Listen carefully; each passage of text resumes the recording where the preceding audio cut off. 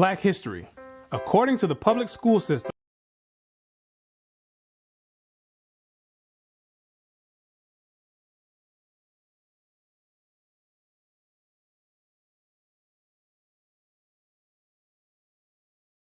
Black history. According to the public school system, Negroes were brought to America in 1619, forced to work as slaves on plantations, until one day this great white man named Abraham Lincoln came along and felt bad for the slaves and signed the Emancipation Proclamation in 1863, which freed the slaves. But there were still some bad whiteys in the southern states that passed Jim Crow laws for segregation. Afterwards, there came more whites that felt bad and then gave blacks civil rights in the 1960s, then allowed a black man to have the presidential office named Barack Obama. Now blacks are finally equal to whites. We can all get along. The end. Now, moving right along to our English lecture for the day. I don't think so.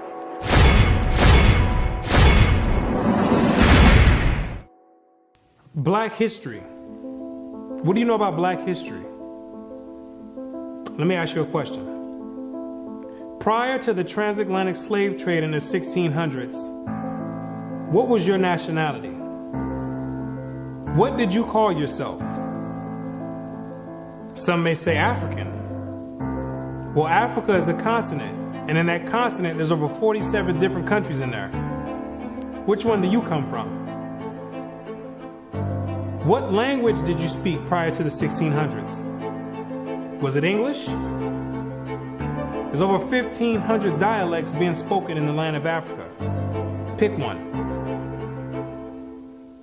What clothing did you wear? Was it high heels and stilettos? Skinny jeans and Vans? What food did you eat? Hamburgers and hot dogs? French fries and SpaghettiOs? What religion did you partake in? Who was your God? Was it Christianity and Cesare Borgia? Most of you have no idea about the answer to these questions. You have no recollection of any history prior to the transatlantic slave trade. Now, is that a coincidence or by random chance? I don't think so.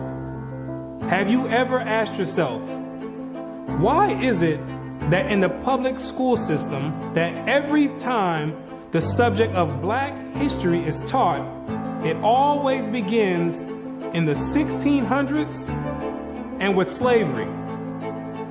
Why is that?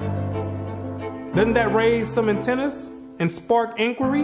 Why is it that the public school system is so committed to revolving Black history solely on the past 400 years? Why is that? Is it because there's a deficiency in historical data? Or maybe because there's no history at all prior to the 1600s? Maybe Black people just poofed out of thin air, sporadically, landed on slave ships, and they said, hey, we got a new species here, and start importing and exporting them all over the world. Maybe that's what happened. The question arises, what is the drawback on this history? Why does it keep being withheld? What's the big idea about it? Why is it being held hostage? That's the question. Why can't it be expounded on? 100 years prior to the 1600s? 300 years? 500 years? 1,000 years? Why is that information not being revealed? What's the big secret? What's the mysticism about it? What you're going to come to realize is that your identity is the biggest kept secret on the planet Earth. Oh, you thought that NASA and the space station and the secret missions being conducted by them, oh, you thought that was the biggest kept secret on Earth. No, this is bigger than that. You thought that the government and the CIA and the FBI hiding information about UFOs and Planet X and Nibiru, and aliens, you thought that was the biggest information and biggest kept secret. No, this is bigger than that. The elite Confederate has spent billions of dollars and constructed an innumerable amount of psychological stratagem to ensure that you never received and acquired this information that's about to be put out. You're about to receive pertinent information from some of the most reputable biblical scholars, historians, and archaeologists. And they all know something that you don't know. And that's your identity. Ham, the youngest son of Noah, born probably about 96 years before the flood, and one of 8 persons to live through the flood. He became the progenitor of the dark races, not the Negroes, but the Egyptians, Ethiopians, Libyans, and Canaanites. Wait, the churches and the pastors, which are set up by the government, all teach in unison a doctrine that all black people come from the seed of Ham. But once you open up scholastic sources, you'll find out that the biblical scholars say something totally different from what's taught in Orthodox Christianity. What do they mean by Ham is the father of the dark races but not the Negroes? The Negroes themselves are a dark race of people, so how can you say that Ham is the father of all these dark races and exclude the Negroes? What are the biblical scholars trying to convey? What the biblical scholars are saying is that you're not African. There's only 4 families, according to the Bible, that make up the native population of Africa, or the land of Ham. And the biblical scholars know that you don't descend from any one of those 4 families. In order to write that in a scholastic and academic book, the biblical scholars have done extensive and thorough research on both the so-called Negroes and the Africans, the native Africans. And they came to the conclusion after the extensive research that the Negroes don't have anything to do with the native Africans at all. They're 2 totally separate people. In the 1840s, Morton collaborated with George R. Gliddon, an Egyptologist, who provided him with mummy heads and information about the racial significance of Egyptian tomb inscriptions. In Crania Aegyptiaca, published in 1844, Morton pointed out that both cranial and archaeological evidence showed that the Egyptians were not Negroes. In 1840, Dr. Morton was trying to find out the racial origin of the so-called Negroes that were in America in slavery.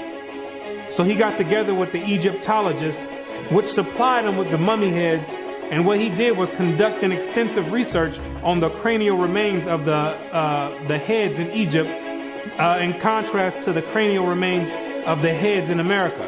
And what he found out is that the Negroes that were in slavery were not Africans.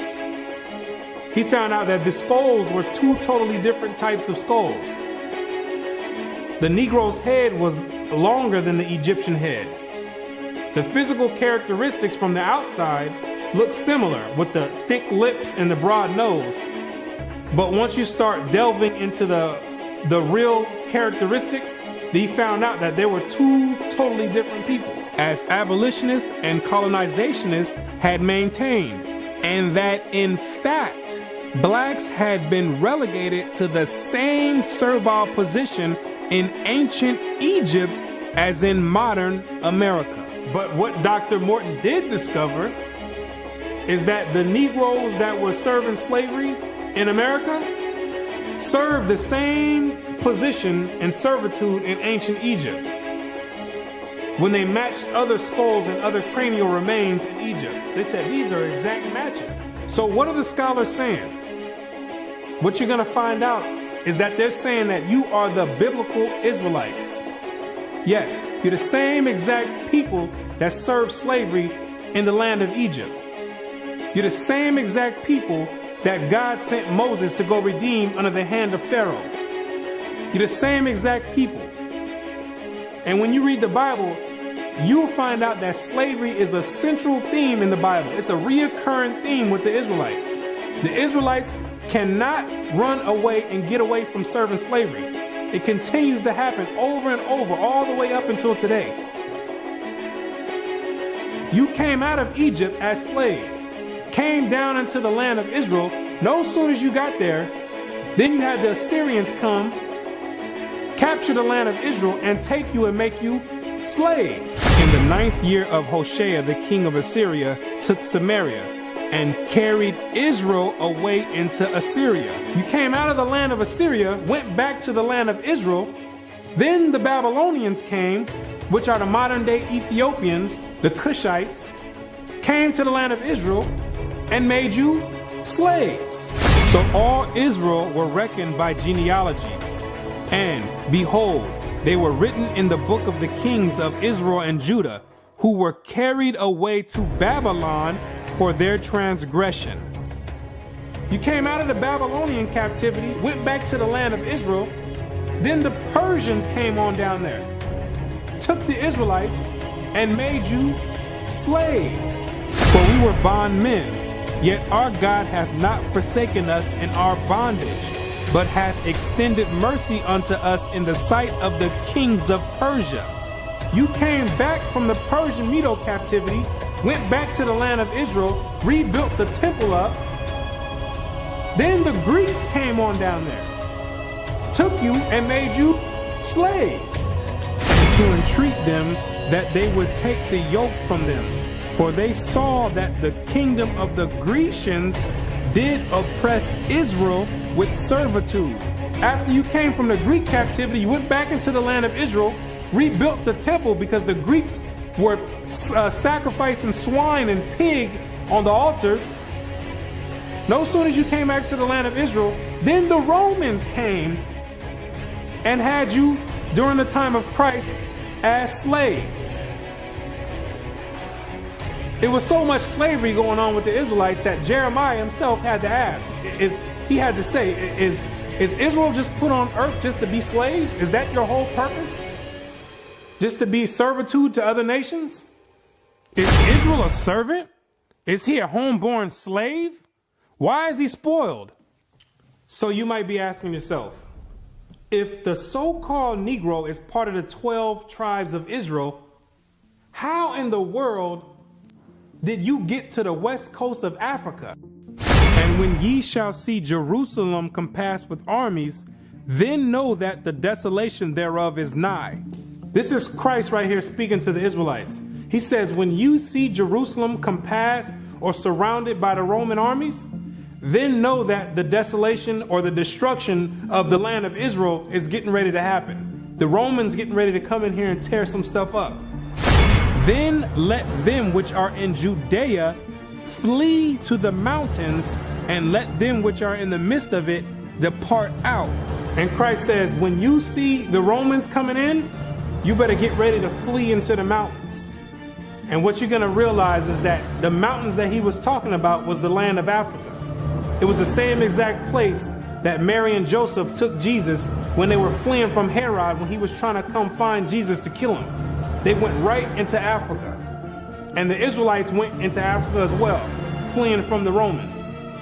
In the year 65 BC, the Roman armies under General Pompey captured Jerusalem. In 70 AD, General Vespasian and his son Titus put an end to the Jewish state with great slaughter. During the period from Pompey to Julius, it has been estimated that over 1 million Jews fled into Africa, fleeing from Roman persecution and slavery. The slave markets were full of black Jewish slaves. Over 1 million of you Israelites fled from the land of Israel into the land of Africa, running away from the Romans because the Romans was coming to put slaughter to the Israelites.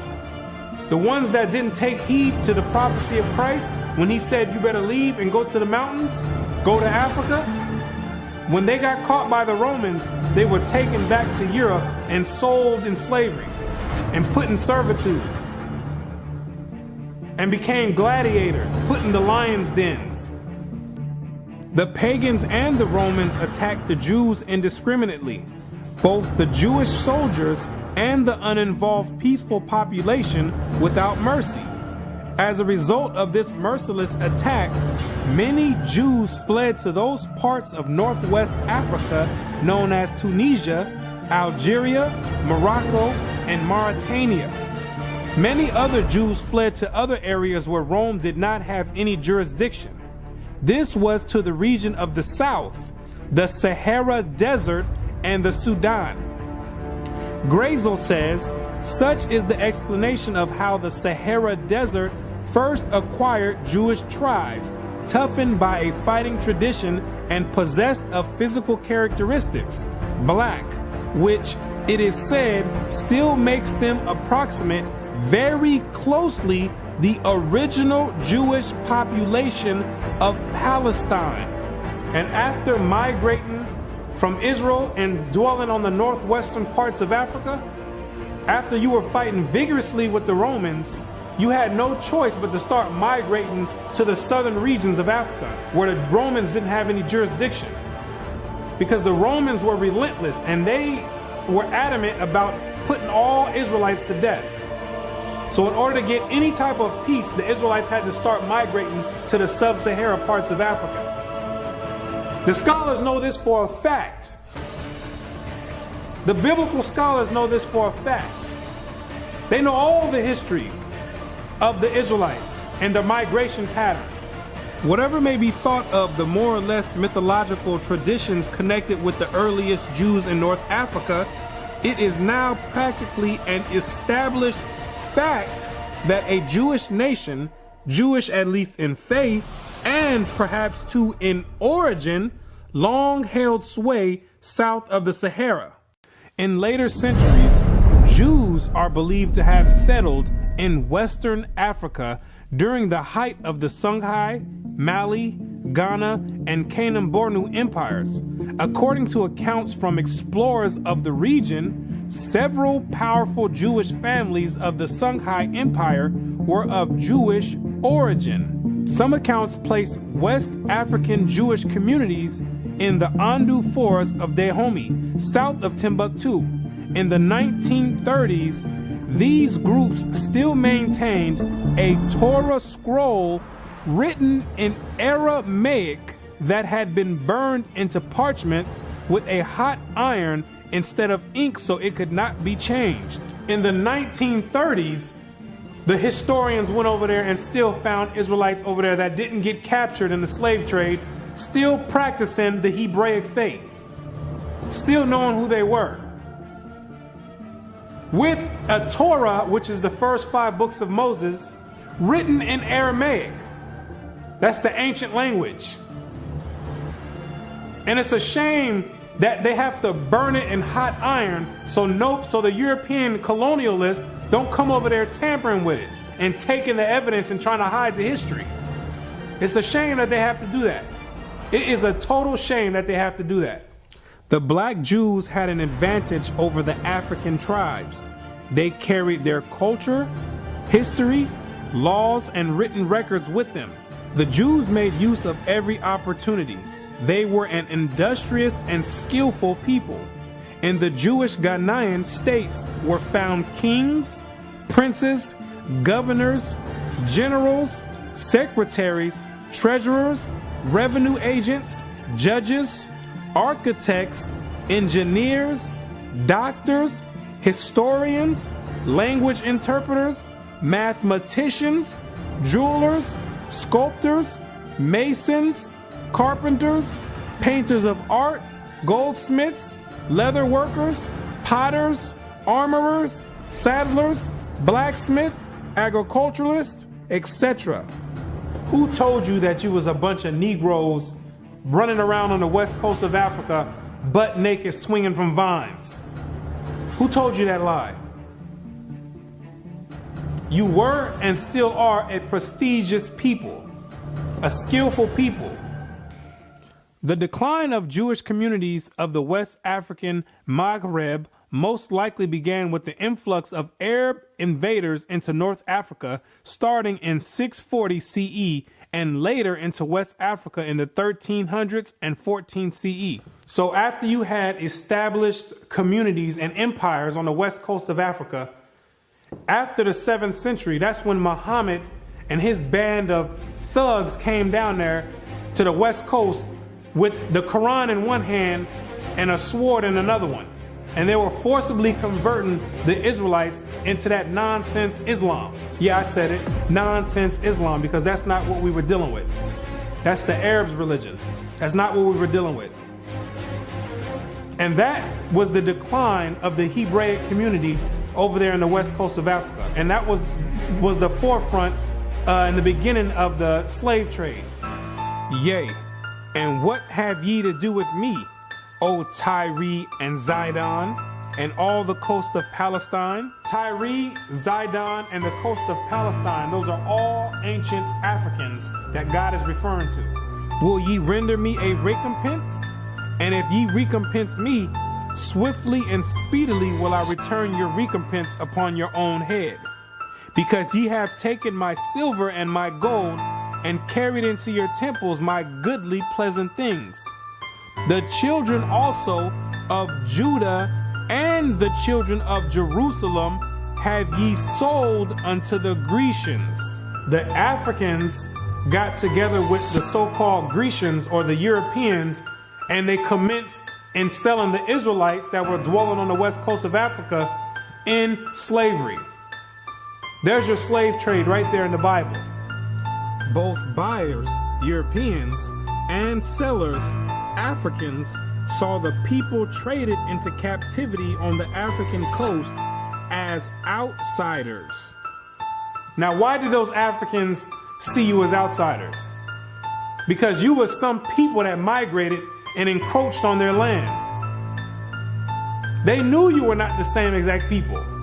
The customs that you had, the way you moved, they knew you were not the same people, so they had no problem commencing in a slave trade with the Europeans.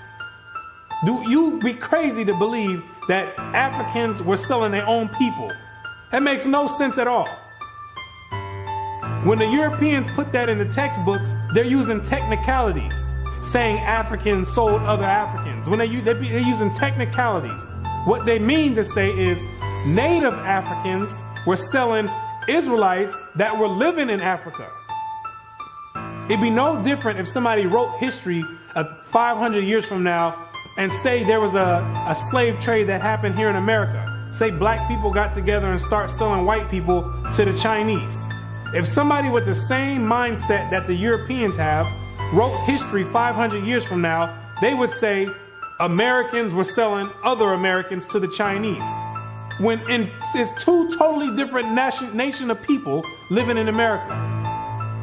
You can't just say Americans sold other Americans. Two totally different people. It's the same exact scenario on the west coast of Africa. There are both oral and written explanations that trace the origin of the Igbo. And the most tantalizing is an association of the Igbo to the Hebrew race, or tribe of Israel that refused to wander further northeast with Moses, but preferred going down southward. The Igbo people have many Jewish traditions. Naomi Katz, the current Israeli ambassador in Nigeria, and others point to their possible ancient Israelite origins. See, the scholars, they've done their research on the Igbo tribe, extensive research. And they've compared the traditions of the Igbo tribe, and they've matched them up to the biblical traditions of the Israelites. And they said, whoa, these are strikingly similar. The only way that these people could be practicing the Hebraic faith this close is if they were the biblical Israelites themselves. So you may ask yourself, what is the significance of the Igbo tribe to the so-called Negro in the Americas? When you do the research, what you're going to find out is that the Igbo tribe is one of the main sought-out tribes that were captured and sold in the transatlantic slave trade and came right here to America.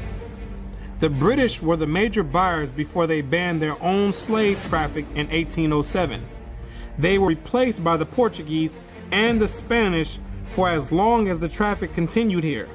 The majority of the captives were speakers of Igbo dialects. You can hear me clearly, Rabbi. Let us have your name once more. My name is Rabbi Yehuda Ben Shomer. Okay. Well, is it okay if we just called you Yehuda? Yeah, that's fine. Today? Okay, yeah, that's great. fine. No problem at all. I'll go on even further to say this, that the slave trade is actually connected to Deuteronomy 28, because the majority of the slaves that were brought to the Caribbean islands and brought to the Americas were Igbo people, were people of Hebrew and Hebraic Israelite descent, if you will. And so if you read Deuteronomy chapter 28, it matches perfectly what happened to the Hebrew slaves, the black Hebrew slaves, during the slave trade. It just matches it perfectly. Back up now. I think we just rung a bell here. Hold up now. Okay. Hold up. Hold the presses. Okay. Hold up. I hope everyone is listening to this. This is you about to rock some boats now, Ben Yehuda there. Hold up now. Listen to what he's saying here. So you are saying that there's a great chance, or more so, that the black people that links directly to the slave trade are from the lost tribes of Israel. Is that what you're saying here, sir? Yes, I am. Now, granted, I will qualify that I don't. Wait a second. I don't believe that every single black person is Hebraic or Jewish, but I'm saying that the majority of the slaves involved in the slave trade were Hebrews. These people knew exactly who they were buying and selling, both the Africans and the Europeans. The Europeans, which are the Romans went after 70 AD, they went conquering, and they done hid themselves under different nationalities after they done conquered the native people that were in those lands in Europe. Hid themselves under the French, under the British, under the Portuguese. They're the same exact Romans. And all they're doing is continuing the agenda that was put in place in 70 AD. When they came down there looking for the Israelites. It's the same exact agenda. And carrying it forward to today. It's the same exact agenda. They knew exactly who they were aiming for. It's not by coincidence that all the history matches up perfectly with the Bible prophecies. It's not a coincidence. And then they push a doctrine on you in church talking about it doesn't matter. So then you never go and look for this information. Now you see exactly why they don't put none of this in black history, why they don't go prior to the 1600s. You start digging prior to the 1600s, and then you find out you come or descend from the Igbo tribe. You start doing your research. Well, let me find out a little bit more about this Igbo tribe. Then you find out that the Igbo tribe are known as fact descend from the 12 tribes of Israel. So then you say, hold on. Something's not right here.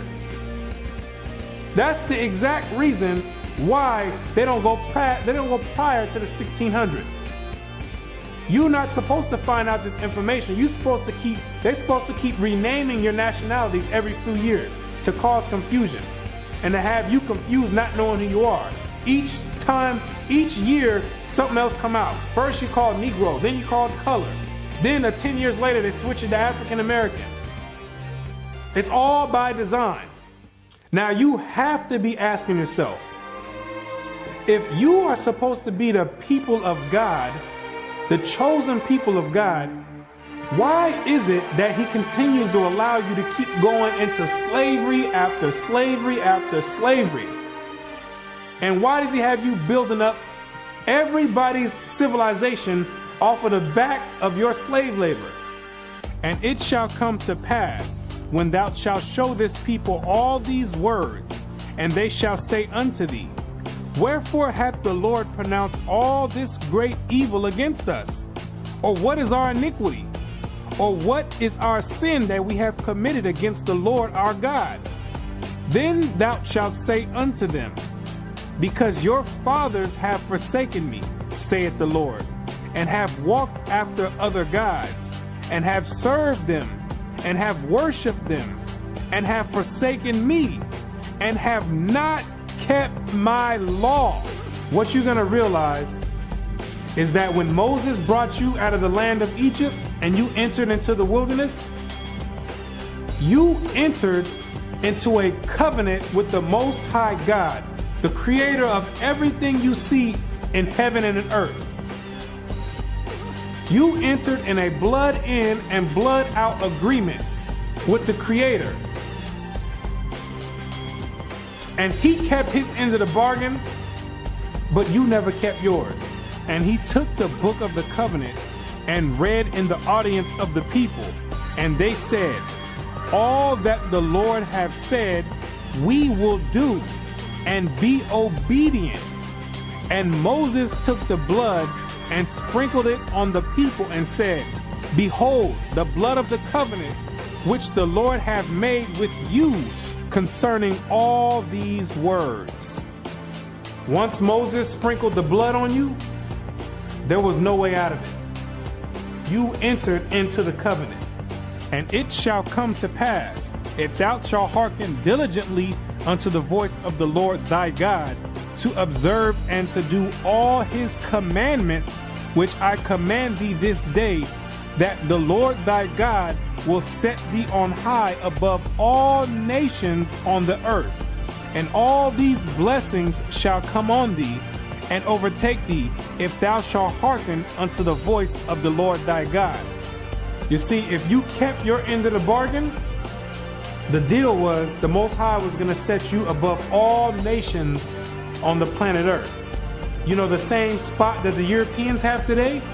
That was supposed to be your spot if you kept his laws, statutes, and commandments. But, that means there's a stipulation. There's two sides of the bargain. It shall come to pass, if thou wilt not hearken unto the voice of the Lord thy God, to observe to do all his commandments and his statutes which I command thee this day, that all these curses shall come upon thee and overtake thee.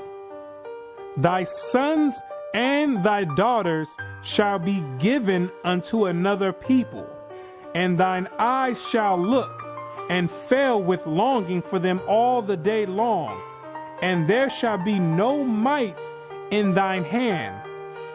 Thou shalt beget sons and daughters, but thou shalt not enjoy them, for they shall go into captivity. The stranger that is within thee shall get up above thee very high, and thou shalt come down very low. Moreover, all these curses shall come upon thee, and shall pursue thee, and overtake thee, till thou be destroyed, because thou hearkenest not unto the voice of the Lord thy God, to keep his commandments and his statutes which he commanded thee. And they shall be upon thee for a sign and for a wonder, and upon thy seed forever, because thou servest not the Lord thy God with joyfulness and with gladness of heart for the abundance of all things. Therefore shalt thou serve thine enemies, which the Lord shall send against thee, in hunger and in thirst and in nakedness and in want of all things. And he shall put a yoke of iron upon thy neck until he have destroyed thee.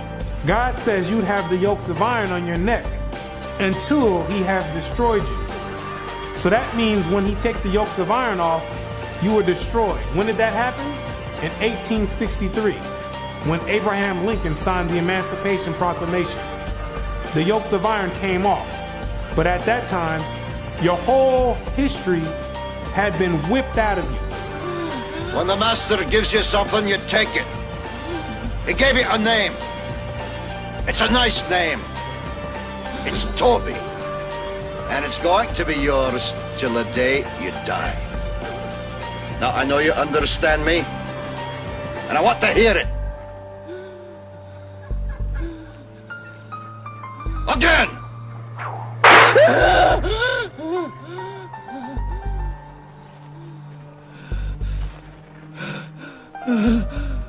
I want to hear you say your name.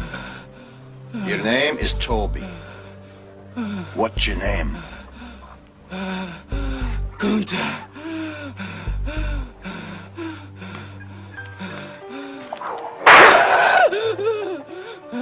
Lord God, help that boy. They're gonna whip him dead. What's your name? Say it. Toby. Who are you? Say your name.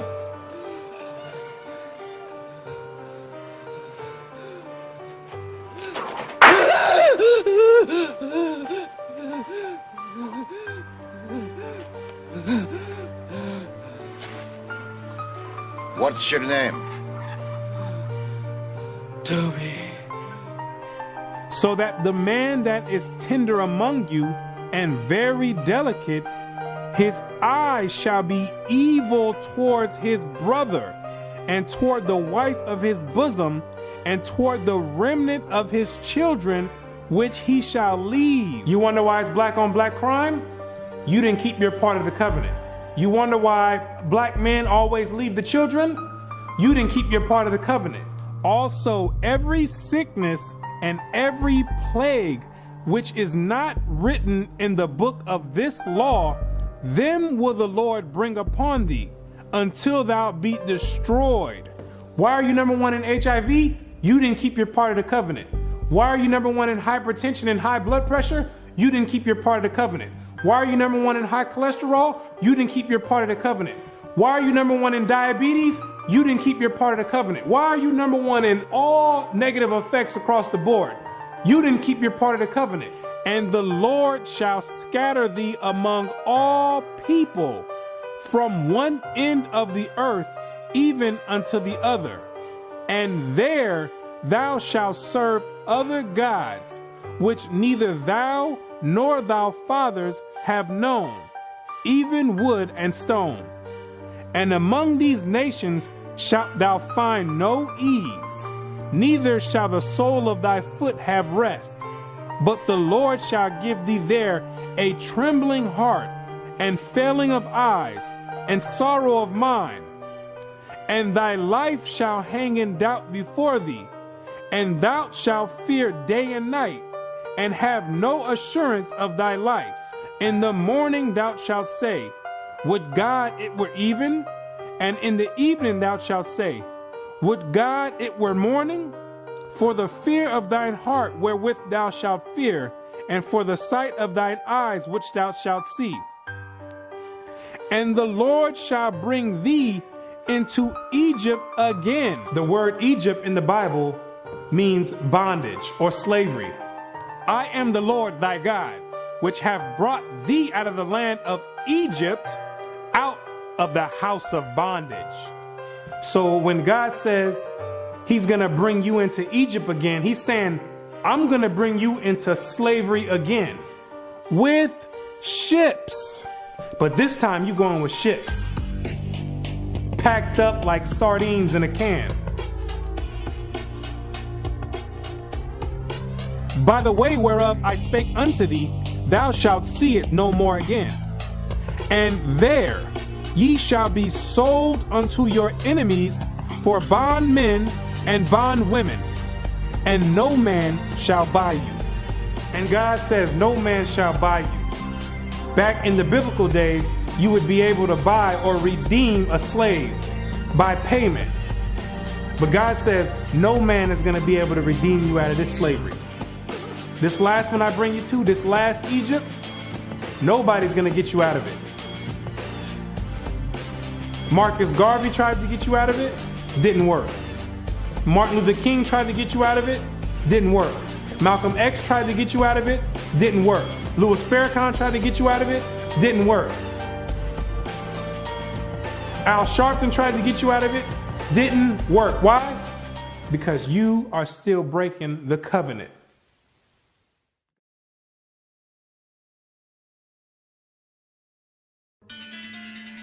If you're the real Israelites, who are these people over there in the land of Israel claiming to be you? Those are Romans, Europeans. They got pushed up in the South Georgia, Russia, in the Caucasus Mountains, and hid themselves under the name of Khazars. Between the 8th and 9th century, the Khazarian Empire under King Bulan adopted the traditions of the Israelites and mixed it with paganism and called it Judaism. Yes, we know your history too. Then after the Holocaust, which was politically motivated, the elite used that as a pretext to invade the land of Israel and took those Khazarian converts and placed them in that land in 1948. In May of 1948, a new Jewish state, Israel, was born in a bath of blood. Jewish troops routed Arab forces from the city of Haifa in the first of a series of battles that were to reverberate through the years.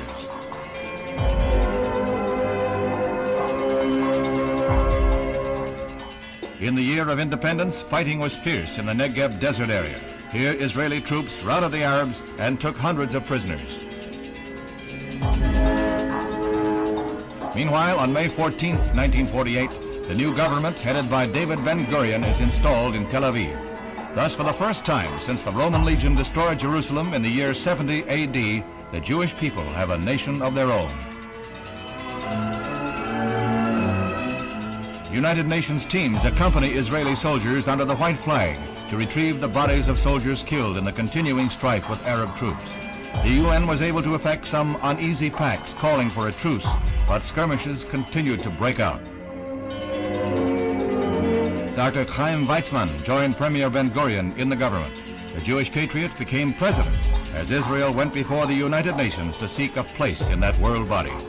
The Middle Eastern Arabic nations were in violent opposition, and when Israel was voted a membership, they walked out in a body. For the rest of the day, their seats remained empty, but they returned the next morning to no further incident. Thus, history was made as the Jewish state of Israel was born. Conceived in strife and weaned on violence, Israel has flourished to become a constructive voice in world affairs. Her flag became a symbol of hope. To destabilize the Middle East. Prior to that, those people never lived in the land of Israel. Prior to 1948, those people never stepped foot in the land of Israel.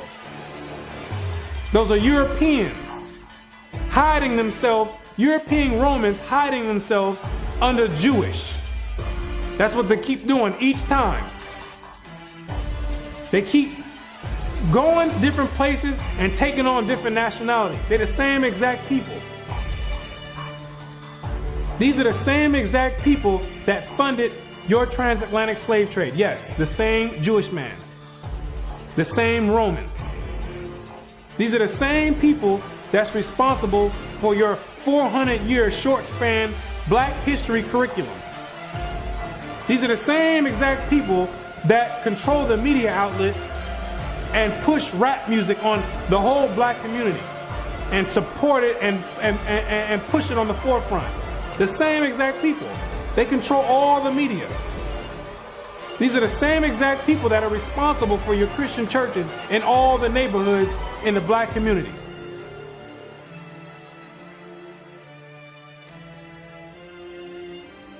The Bible says when the real Jews get in the land of Israel, there will be no more war.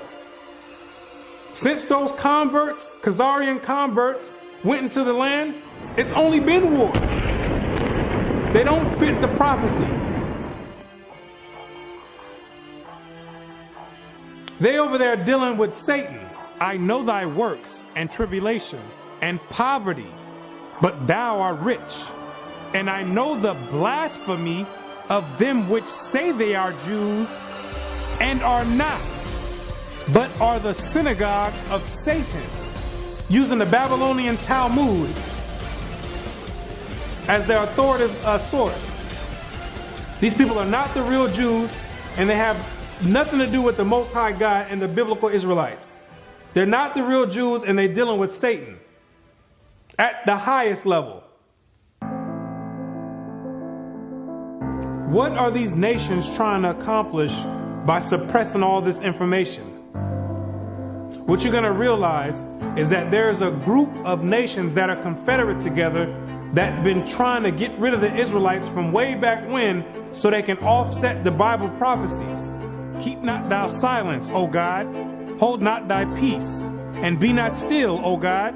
For lo, thine enemies make a tumult, and they that hate thee have lifted up the head. They have taken crafty counsel against thy people, and consulted against thy hidden ones. They have said, come, and let us cut them off from being a nation, that the name of Israel may be no more in remembrance. The elite know that America, according to the Bible, is the last kingdom before the return of the Messiah. It's the last reigning kingdom, called Babylon the Great, or the Little Horn.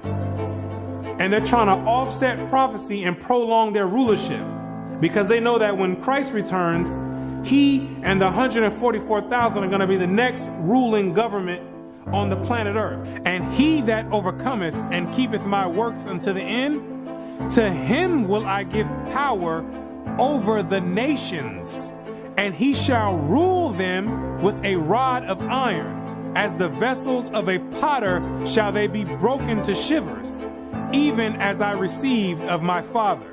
And I heard the number of them which were sealed, and there were sealed 144,000 of all the tribes of the children of Israel.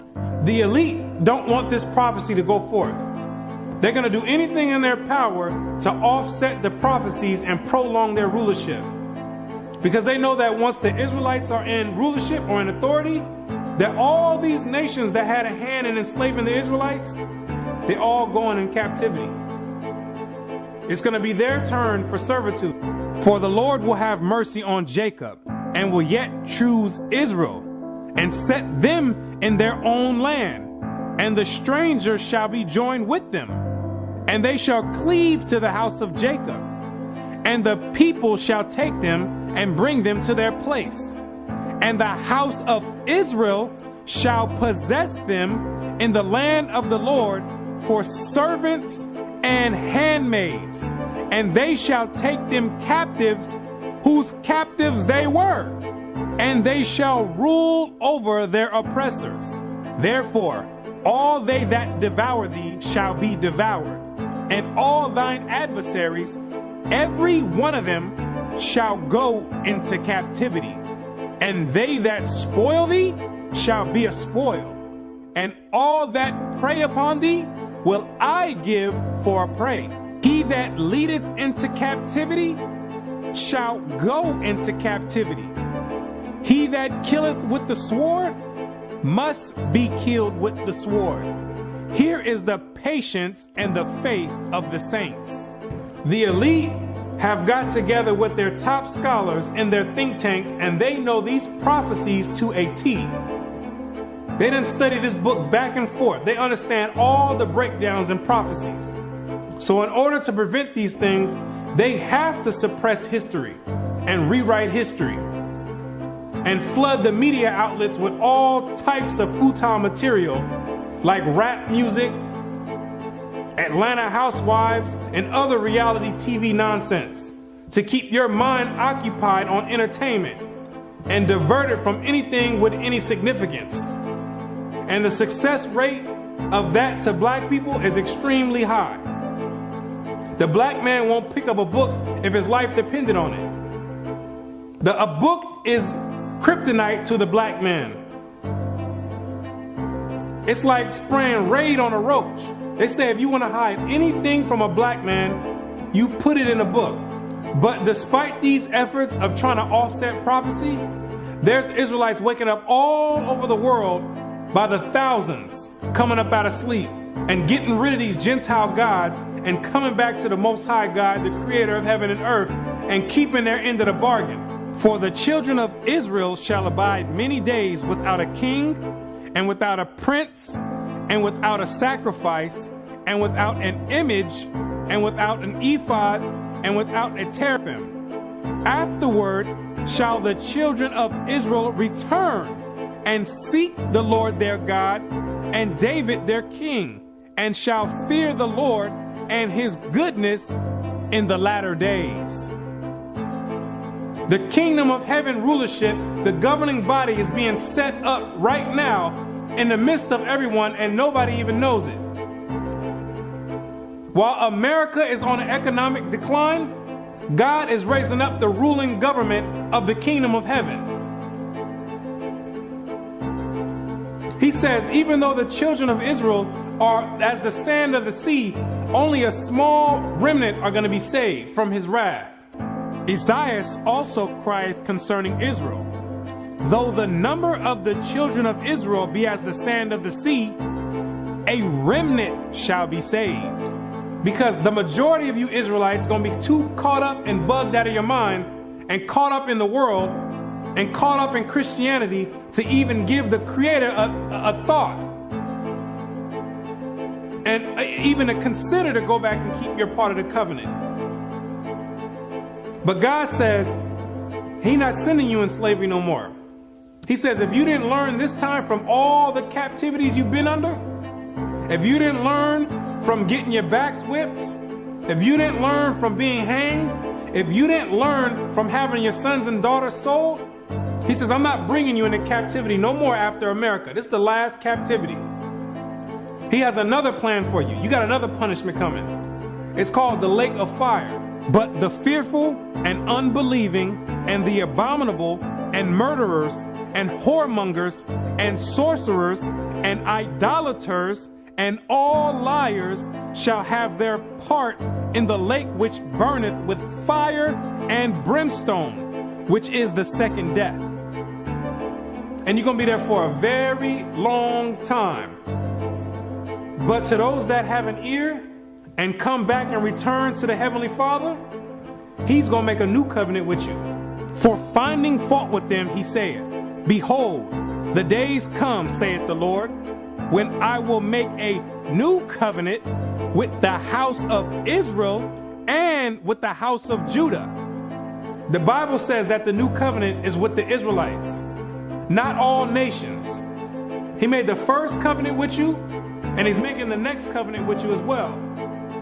Not according to the covenant that I made with their fathers in the day when I took them by the hand to lead them out of the land of Egypt, because they continued not in my covenant, and I regarded them not, saith the Lord. For this is the covenant that I will make with the house of Israel after those days. What does it mean after those days? It's talking about when you get into the wilderness. Yes, you have to go to the wilderness again. The same way when you came out of Egypt and you went into the wilderness and made the first covenant is the same exact way when you come out of America, which is the modern Egypt, you're going to have to go into the wilderness again. And I will bring you out from the people and will gather you out of the countries wherein you are scattered, with a mighty hand and with a stretched out arm, and with fury poured out. And I will bring you into the wilderness of the people, and there will I plead with you face to face, like as I pleaded with your fathers in the wilderness of the land of Egypt. So will I plead with you, saith the Lord God.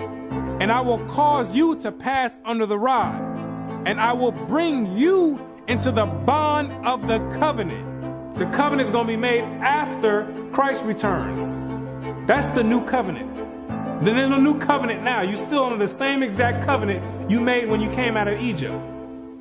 That's a binding covenant right now. I will put my laws in their mind and write them in their hearts. And I will be to them a God, and they shall be to me a people. And God says He's going to put His laws in your mind. Yes, those same laws that your Christian church teachers are done away with. Those are the laws that are going to govern the kingdom of heaven. The same way America has their laws that govern America, the laws written in the Bible in the first 5 books of Moses those are the laws that's going to govern the kingdom of heaven. Those are the same exact laws that you promised and made a pact with the Most High saying that you would keep, and you refuse to keep to this day. That this is a rebellious people, lying children, children that will not hear the law of the Lord, which say unto the seers, see not, and to the prophets, prophesy not unto us right things, speak unto us smooth things, prophesy deceits. Yet the number of the children of Israel shall be as the sand of the sea, which cannot be measured nor numbered. And it shall come to pass that in the place where it was said unto them, ye are not my people, there it shall be said unto them, ye are the sons of the living God. In these same exact places where you were scattered for a reproach and called by different names like African American, Negro, and colored people, and where you were told in church that you were a Gentile, in these same exact places, it's now being told to you that you're actually the children of Israel. Prophecy is being fulfilled right now. It's up to you now to make a choice. Either you're going to come back and keep your end of the bargain, or you're going to still stay out in the world. And if you stay out in the world, the only thing you can look forward to is weeping and gnashing of teeth. The Most High is extending out his hand one last time.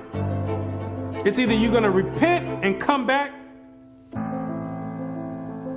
or you're going to die in your sins.